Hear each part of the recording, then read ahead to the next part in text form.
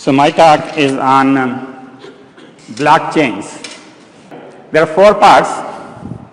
A new trend has started, centralized to decentralized.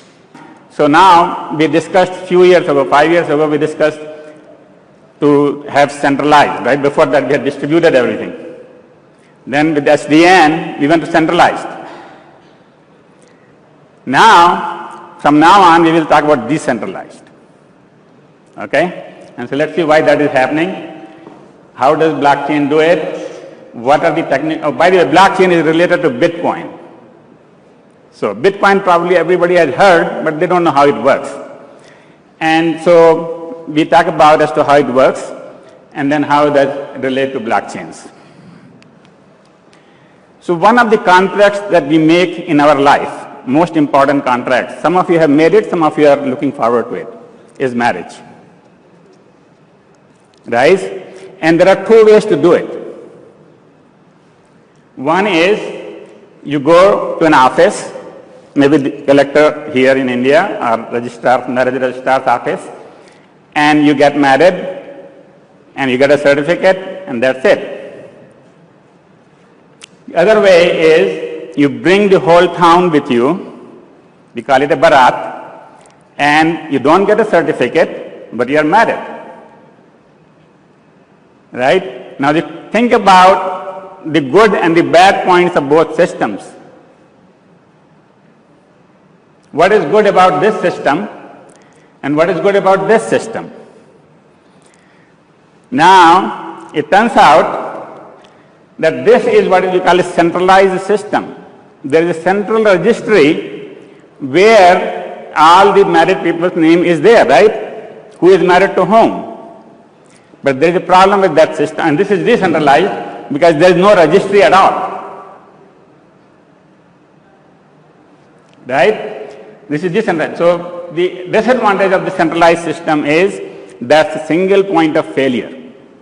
If somebody burned the collector's office, you will not be any longer know who you are married to.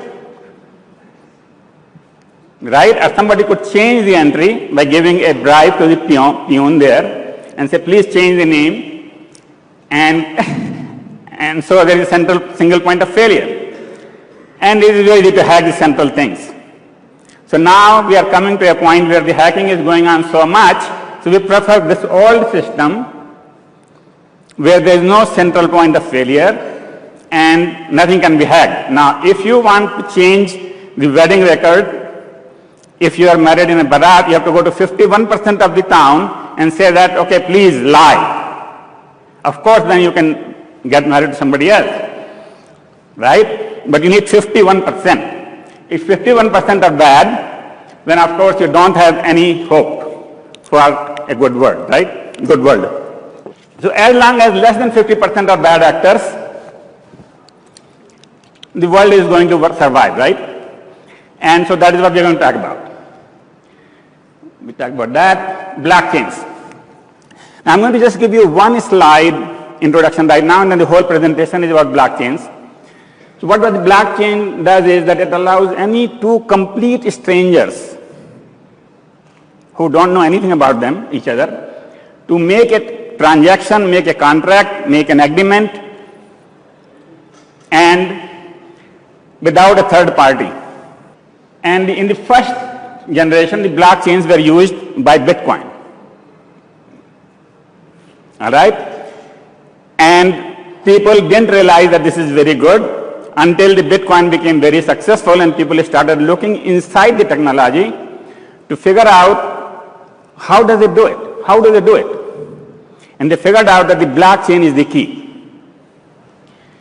So the second generation, they extended the money exchange. Bitcoin is basically you give them one coin and then you get one piece of drug or something, whatever you need.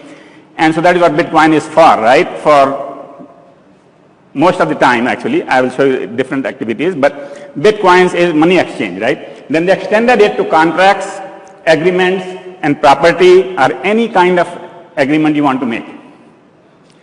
And that is what is happening now. That is what has started happening about a year from today, basically last year.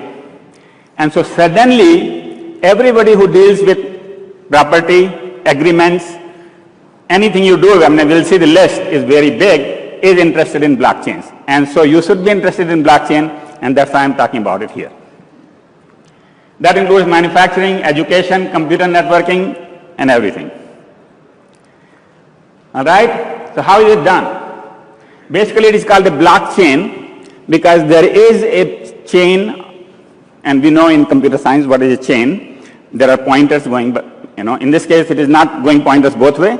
It is singly linked chain, so the pointers only goes backward of blocks of verified signed transactions. So this one says that, look, I mean, it points to the previous transaction, and this is the transaction, and it is replicated globally on millions of nodes, and that's the strength. That transaction doesn't exist in one place. It exists on every register possible in the world, on every computer, or at least the computers that are participating in this whole business of blockchains. So there are so many copies that you cannot just change one copy and assume that now you got the money, or you got the property, or you can change the agreement, right? It's the number of copies that are made is what is the strength. You will have to change millions of nodes to attack or change anything. So who is interested in it? As I said, banks, ISPs, venture capitalists, and because venture capitalists are interested, we people who want to have a startup, are researchers, are students, we're all interested. And it has been proven to be cryptographically secure. So this is very strong in security business. So you need some security experience, security knowledge to understand this thing, and hopefully we will be able to get through it. And it is hacker proof. Remember who deals in the bitcoins? People who sell drugs. They don't accept dollars. They don't accept rupees. They only accept bitcoins. People who hack your computer and want a ransom, you know what they want from you in payment? Bitcoin. They don't want rupees and dollars. So if you are dealing with such people, how can you make it hacker proof? And that is what the beauty of this thing is. That this is so secure that all these bad guys cannot hack it. No single point of failure, and it achieves a decentralized consensus. So the word consensus is that the whole world agreed that this agreement was made. That is a consensus. And it is decentralized, means there is no single point of failure. And so basically this consensus, this agreement is made by just the whole world.